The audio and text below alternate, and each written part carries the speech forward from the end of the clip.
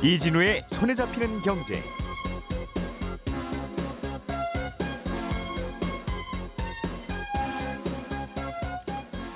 안녕하십니까, 이진우입니다. 앞으로 우리나라의 새마을금고, 신협, 농협, 수협, 산림조합 같은 제2금융권 상호금융회사들은 보유하고 있는 PF대출 부실사업장을 무조건 3개월 단위로 반드시 경매나 공매에 넘겨야 합니다. 왜 이렇게 의무화를 하려고 하는지 이 배경 좀 들어보려고 하고요. 한국은행의 지난달 4월 금통위 회의록이 공개됐습니다. 들여다보니까 이창용 총재를 제외한 금통위원 6명은 10번 연속 기준금리 동결을 만장일치로 결정했다고 하는데요. 이 내용도 살펴보겠습니다. 미국 전기차 회사 테슬라의 주가가 15% 급등한 지 하루 만에 다시 장중에 5%가량 하락했습니다. 요즘 테슬라의 주가가 오르는 날은 많이 오르고 내리는 날은 많이 내리고 있는데 이유가 뭔지도 들어보겠습니다. 5월 1일 수요일 손에 잡히는 경제 시작합니다.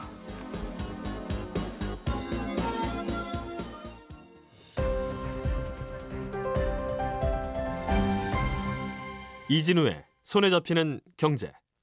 네, 오늘은 송현서 서울신문 기자, 그리고 서은영 경제뉴스 큐레이터, 그리고 남국민 경제뉴스 큐레이터, 이렇게 세 분과 함께 경제 뉴스들 정리해 보겠습니다. 어서 오십시오. 안녕하세요.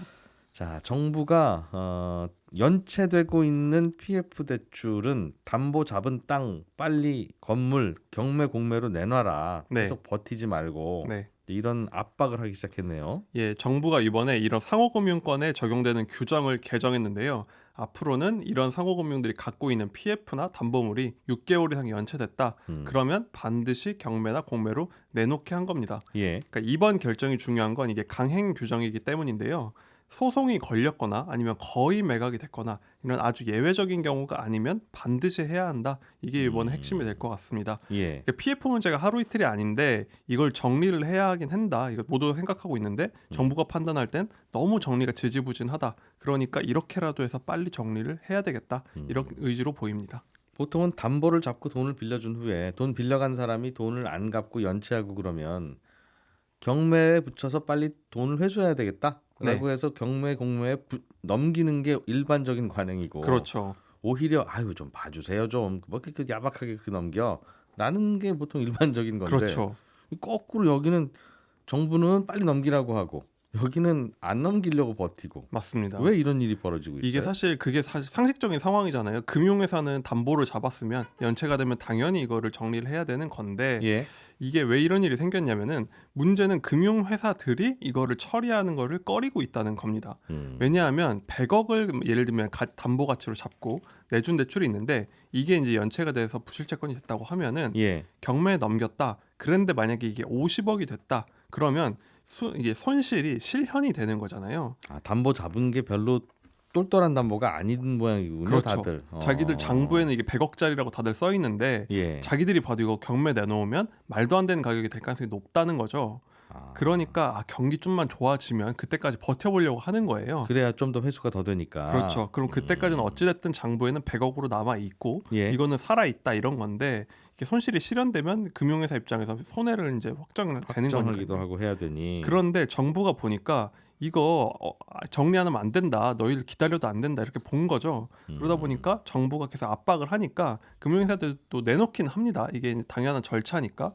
그런데 이게 감정가로 내놔도 실제 가격은 훨씬 낮으니까 유찰이 되고 계속 유찰 되면 그렇죠. 정리 안 된다. 그러면 다시 장부에는 그냥 100억으로 남아 있고 물론 뭐 어느 정도 반영을 하겠지만 네. 그러니까 정리가 안 되니까 강제로라도 앞으로 더 반드시 내놔라. 이게 정부의 의지입니다. 이게 뭐 아파트나 그런 거면 조금 싸게 그냥 팔아버리는 게 나은데 네. 이 서울 외곽 혹은 뭐 지방 도시 외곽에 분양 안 되는 아파트 그렇죠. 지으려고 하던 땅이었으니까 맞습니다. 뭐 논밭으로도 못 쓰고 이게 그렇죠. 임자를 만나기가 어려우니 네.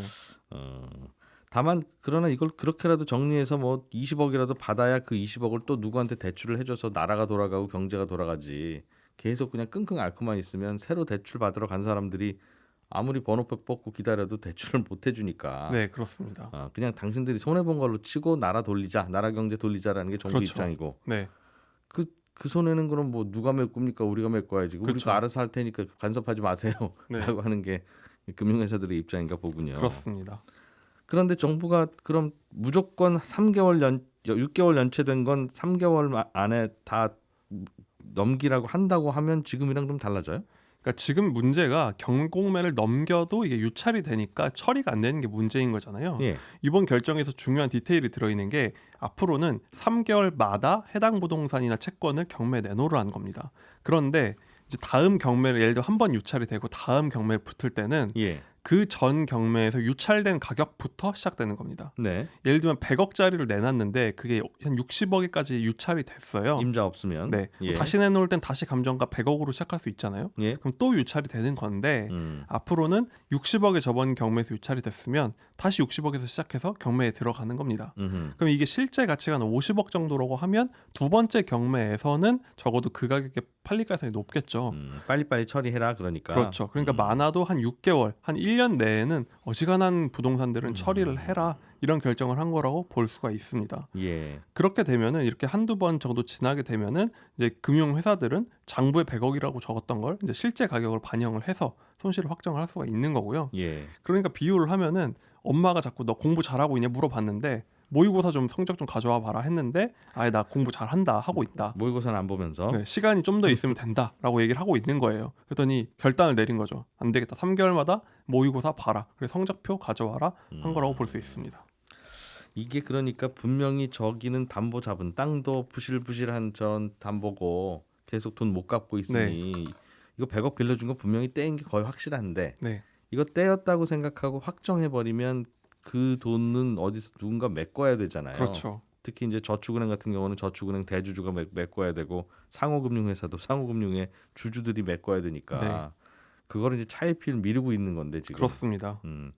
이게 근데 미루니까 미뤄지네요. 그러니까 이게 뭔가 돈 빌려준 게 부실화 되더라도 굳이 그 부실을 지적하고 드러내지 않으면 네. 아무 일 없는 것처럼 예금 받아서 또 대출하고 그러면 그렇죠. 아무런 문제 없이 돌아가는 게 이게 금융회사의 생리라서 그렇네요. 근데 이거 정부가 계속 팔라고 하고 손실을 확정하고 이러다 보면 PF 대출에 돈 많이 빌려줬다가 많이 떼인 금융회사들은 흔들흔들 하겠는데요. 그렇죠. 사실 저희도 주식했다가 이른바 물리면 그 계좌 없었다고 생각하고 살다가 나중에 열어볼 생각하면 사실 생활은 되는 건데 네. 사실 그러면 안 되는 거잖아요. 그래서 사실 이게 만약 경공매가 돼서 실제로 다들 낙찰이 쏟아지기 시작하면은 그때 이 PF 문제 실체를 볼 수가 있을 것이다 이런 얘기를 많이 하고 있습니다.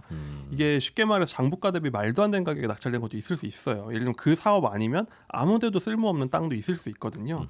그러니까 이렇게 되면 일종의 가격 발견 기능이 생겨서 지금 은행들이 물린 PF 대출들의 실제 가격이 다 정리가 될 것이고 그러면은 이 문제가 이제 본격 청소가 들어간다는 건데 예. 이게 정말 심각하긴 한 게요. 지난해 기준으로 새마을금고에서 이 PF 연체율이 이제 5%를 넘었어요. 예. 연체율이. 그리고 재작년에 1.5조가 넘던 영업이익이 800억 원대 겨우 흑자가 됐거든요. 작년에. 새마을금고. 네. 그러니까 이 말은 이게 거의 다 이제 충당금으로 들어가고 있다는 건데 이미. 근데 올해는 이 제2금융권만이 아니라 전체 업권의 PF 연체율이 올라가고 있고 예. 그렇게 우량하다는 시중은행 개인 대출마저도 지금 연체율이 치솟고 있거든요. 그러니까 이제 본격적인 뭔가 그 결정의 시간이 오고 있다 이렇게 보고 있습니다.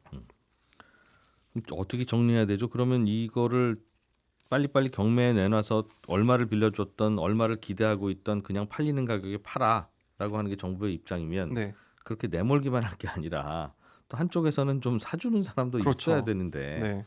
그러려니까 억지로 또 부동산 경기도 좀 띄워야 되는 거 아닌가 생각도 들고 그렇습니다. 시중은행들한테 좀 사라고 하는 것 같기도 하고 그렇던데요. 사실 최근에 다른 뉴스나 뭐 총선 이런 것 때문에 관심을 못 받긴 했는데 정부도 굉장히 노력은 하고 있는 게요. PF 채권이나 담보가 나온 걸 사면은 그 회사한테는 이제 인센티브를 주겠다는 정책도 발표를 했고요. 뒤로는 은행이나 보험같이 좀 우량한 기업들한테 이런 거 좀 사라 압박도 하고 있습니다. 부탁 같은 압박이죠. 그리고 시중은행이 저축은행 인수하는 것도 규제하지 않겠다 발표를 했는데 몇 달 전에 이 말은 저축은행 몇 곳 문 닫는 것까지 대비를 하고 있다. 그것까지 염두에 두고 대비를 하고 있는 건데 예. 사실 뭐 경제에선 예상된 위기는 오지 않는다 이런 얘기도 하거든요. 이 PF 문제는 너무 오래됐잖아요. 그래서 사실 규모가 너무 커서 알고 있지만 감당이 안 되는 문제가 아니냐. 그래서 이걸 뭐 방안의 코끼리 이렇게 얘기를 하는데 이게 정말 어떻게 될지 좀 걱정이 되는 부분도 있습니다. 그러게요. 계속 수술 안 하고 버티고 진통제로 버티고 있으면 계속 답이 안 나오니까 그렇죠. 어떻게 되든 수술이라도 좀 합시다. 네. 그런 얘기인 건데 알겠습니다. 서은영 큐레이터가 준비해 오신 소식은 금리 얘기도 있고 한국은행이 네. 어떤 입장인지 그게 좀 중요한 골자 같은데 네. 요즘 최근에 우리나라 금리가 다시 좀 오르고 있어요. 기준금리야 항상 그 자리긴 한데 그렇습니다. 시중금리. 그러니까 어떻게 이제 기준금리가 앞으로 어떻게 될 것이냐에 따라서 정말 이 채권 금리는 계속 이제 움직이고 있죠. 근데 예. 지금 최근 한 달 사이, 그러니까 딱 정확히 한 3월 말 기점으로 해서 지금 국고채 금리가 굉장히 빠르게 올라오고 있습니다. 그러니까 지금 10년물 금리 같은 경우에는 지금 3.3%대에서 지금 3.7%까지 올라왔거든요. 그리고 장단기 채권 다 연고점 지금 갈아치우고 있는 상황인데 뭐 그렇죠. 그러니까 지금 중동 분쟁 가능성이 그나마 좀 완화가 돼서 악재 하나는 거뒀는데도 왜 이렇게 계속 올라가지? 이제 그 이유는 이제 결국 두 가지인데 하나는 우리가 모두 알고 있는 그러니까 미국의 금리 인하 가능성이 점점 더 약해지고 있다는 점이고요. 그러니까 이제 두 번째로는 1분기 이제 국내 총생산 GDP가 생각보다 너무 좋았다는 거예요. 그러니까 이게 채권 시장에는 악재가 됐습니다. 예. 그러니까 반도체 업황이 이제 회복하면서 수출 실적이 이제 좋았다는 거는 예상을 했던 건데 한 가지 예상을 못했던 게 민간 소비가 생각보다 굉장히 좋았다라는 점인데요. 그러니까 1분기 GDP가 이제 전분기 대비해서 1.3% 성장했는데 이 중에 이제 절반인 0.7% 포인트가 내수가 기여한 거였거든요. 예. 그러니까 고금리 여파가 이제 내수를 악화시키고 있다. 이게 이제 시장의 중론이었는데, 이거 보니까 아닐 수도 있네. 이런 게 일단 확인이 된 거고요. 심지어 지금의 이제 금리나 물가 수준이 이제 소비자들이 좀 내성이 생긴 거 아니냐 이런 평가까지 지금 나오고 있습니다. 그러면서 우리도 그럼 금리 좀 올리기 이제 낮추기 어렵겠네. 그러면서 10년물 기준금리가 지금은 뭐 4%까지 오를 거다 이런 전망까지 나오고 있고요. 네. 최근에 미국에서도 그래도 금리 좀 내릴 겁니다. 올해 설마 올리겠어요? 라는 분위기에서 설마 올릴지도 몰라요. 네, 라는 맞아요. 쪽으로 네, 또 분위기가 바뀌고 있는 게 맞습니다. 이게 또 돌고 돌아서 우리나라 금리에 반영이 되고 있는지도 모르겠네요. 한국은행은 그래서 거의 매달 금통위를 열면서 이런저런 고민을 하는데 그 고민한 흔적이 의사록에 담겨 있고 이게 한 달쯤 후면 공개가 되는데 그렇습니다. 지난달에는 무슨 고민을 하고 있었답니까? 일단은 이번에 이제 좀 눈여겨봤던 게 이제 금리 인하 이야기가 이제 2월 이제 금통위에서 나왔어서 혹시 그 분위기가 이번에도 좀 다시 포착이 됐을까? 이게 이제 사실 관심사긴 했어요. 근데 실제로 이제 소수 의견이긴 하지만 한 명의 의견이긴 하지만 금리 인하 이야기가 나오긴 했습니다. 그래서 그 내용을 좀 봤더니 일단 이 6명의 금통위원 중에 3명이 내수 부진이 좀 생각보다 굉장히 심각해. 라는 이야기를 했고요. 지난달에 네, 결국에는 근데 내수 부진이라는 것의 해법은 결국에는 금리를 낮춰야지 사실 해결이 되는 거잖아요. 그 근데 얘기죠. 일단 이런 뉘앙스가 담겨 있는 발언이 나왔다. 그리고 이제 그 중에 한 명은 당장은 아니더라도 이 내수를 살리기 위해서 금리 정상화, 즉 이제 금리 인하의 필요성이 높아졌다라는 발언을 한 거예요. 그럼에도 불구하고 표를 던질 때는 이번 달은 동결. 그렇죠. 지금 표를 당장은 던지면서. 아니야. 왜냐하면 이제 인플레이션 지표가 워낙에 이제 계속 시장 기대치보다 높게 나오고 있다는 게 확인이 되고 있었기 때문에 섣불리 이제 낮출 수는 없지만 필요는 해라는 건데 이제 사실 이제 요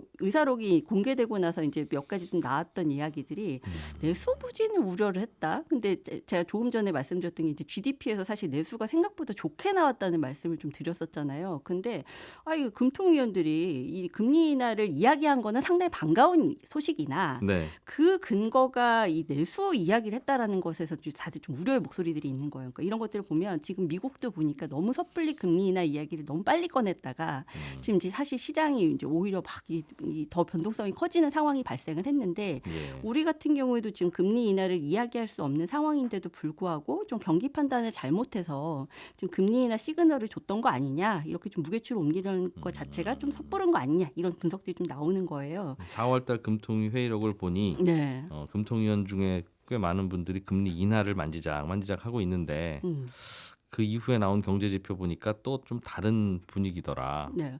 그래서 좀 이런 지적들 나오니까 이제 한은에서는 회의가 열린 건 이제 지난달 12일이고 GDP 나온 거 1분기 GDP가 나온 건 25일이다. 이제 그 사이에 이제 아무래도 내수 상황을 확인할 만한 지표가 좀 공개가 되지 않았기 때문에 아마 이런 게 좀 반영이 안 된 측면이 있다라고 일단 해명은 하고 있습니다. 근데 지금 이제 물가가 계속 시장 예상치를 웃도는 상황에서 이제 내수 지표가 양호하다는 점이 거듭 확인이 된다. 그러면 우리 통화 당국도 역시 이제 고금리 부작용을 우려하는 것보다는 충분한 긴축을 좀 더 방점을 찍을 수도 있다. 그래서 아마 5월 금통위에서는 요 소수 의견마저도 좀 안 나오는 거 아니냐 이런 이야기도 있습니다. 오히려 네. 금리 인하론이 또 쏙 들어가는 거 아니냐는. 그렇습니다. 미국도 그렇고 우리나라도 그렇고 중앙은행을 약간 좀 좋지 않은 눈길로 바라보는 분들은 네. 올려야 될 때도 미적미적 안 네. 올리고 저 버티다가 저렇게 물가에 불 붙여놓고 또 내려야 될 때도 뭐 그렇게 살펴보면 뭐 좀 더 보이는 게 있다고 네. 좀만 기다려봐요 하다가 경기 꺾이고 나면 또 그때 맞습니다. 뒤늦게 오히려 좀 후행적으로 움직이는 측면들이 있죠. 네. 그러니까 그렇게 할 거면 다 그냥 고등학생들이 다 결정하지 그걸 왜 그 전문가들한테 맡기냐는 이야기도 하긴 네. 합니다만 실제로 그 안에서 또 책임감 있게 결정하려다 보면 이리저리 잘 안 보이는 모양이에요. 그런 모양입니다. 미국에서도 전문가들 모여서 금리 어떻게 할지 회의가 열리고 있는데 매번 네. 이번에도 별로 딱 뚜렷한 뭔가는 안 보이는 모양이에요. 일단 동결입니까 미국 분위기는? 이제 동결일 것으로 보입니다. 일단 어제 오늘 일단 회의 진행하고 있고 이제 우리 시간으로 내일 이제 오전 전에 이제 이 결과 나올 텐데 아마 동결 가능성이 높지만 이번에 이제 시장의 관심은 동결이냐 아니냐의 문제가 아니라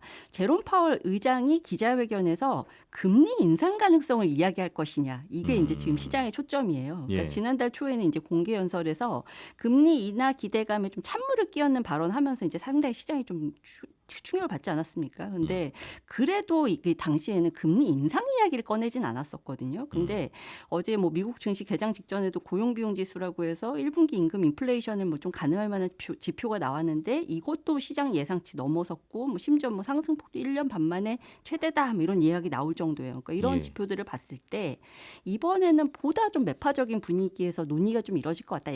FOMC 회의 자체가 그리고 이 파월 의장의 발언도 그런 분위기를 좀 반영해서 나오지 않을까라는 이야기들이 있는 거예요.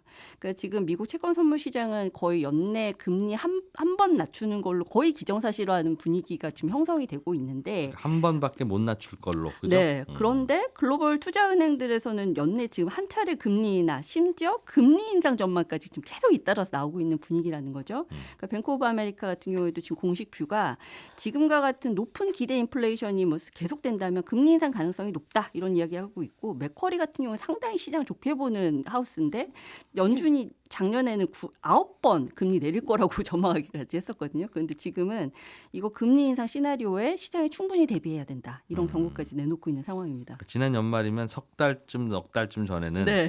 2024년에 금리를 9번 내릴 거예요. 네. 라고 전망했던 맥쿼리가 그렇습니다. 9번은 좀 과한 것 같고 8번도 과한 것 같고 한 번도 안 내릴 것 같기도 하고 심지어는 오를지도 몰라요라고 네, 얘기하는 그렇습니다. 거면 심각한 거죠. 이렇게 밖에서 보기엔 조금 농담 덧붙이면 야 그렇게 전망하는데도 월급을 줘? 그런 네. 건데 이게 그 밖에서 제가 이제 놀리려고 그러는 게 아니라 네. 그만큼 한 달 한 달을 그 어떤 전문가도 예측하기 어려운 상황이 그래 요즘 보입니다. 세계 경제다. 그 말씀을 같이 음미해야 된다는 말씀이네요. 그죠?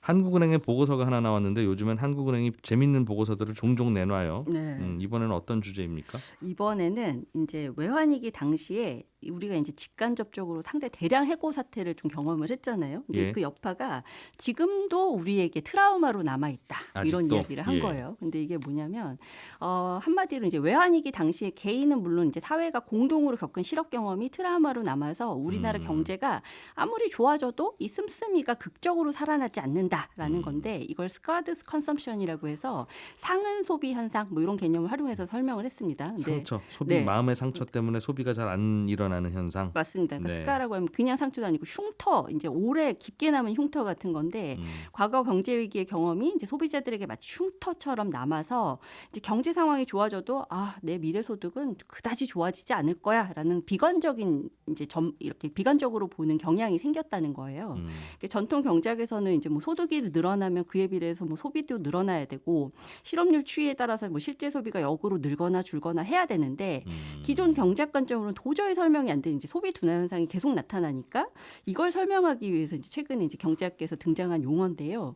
우리나라 같은 경우에는 사회 전체적으로 이제 트라우마를 남길 만한 경험이 아무래도 외환위기였고 그 당시에 정말 실업률 무려 7% 뭐 이런 것들 경험했다 보니까 지금도 영향이 있다. 그래서 우리의 소비 둔화가 지금 소득 늘어나는 수준에 비해서 굉장히 가파르게 나타나고 있다라는 놓고 지적을 한 겁니다. 이 말은 앞으로 조금만 경제가 안 좋으면 소비가 확 줄어들 거고요. 맞아요. 네, 경제가 좀 충격파가 더 크다는 거죠. 좋아져도 소비가 별로 늘어나지 않을 수 있어요. 뭐 그런 얘기를 맞습니다. 하고 있는 거군요. 네. 자, 송현석 기자가 준비해 오신 네. 소식은 테슬라 이야기인데 이게 요즘 테슬라 주가가 올랐다 내렸다 정신 없어요. 네. 무슨 일 때문에 그런 겁니까?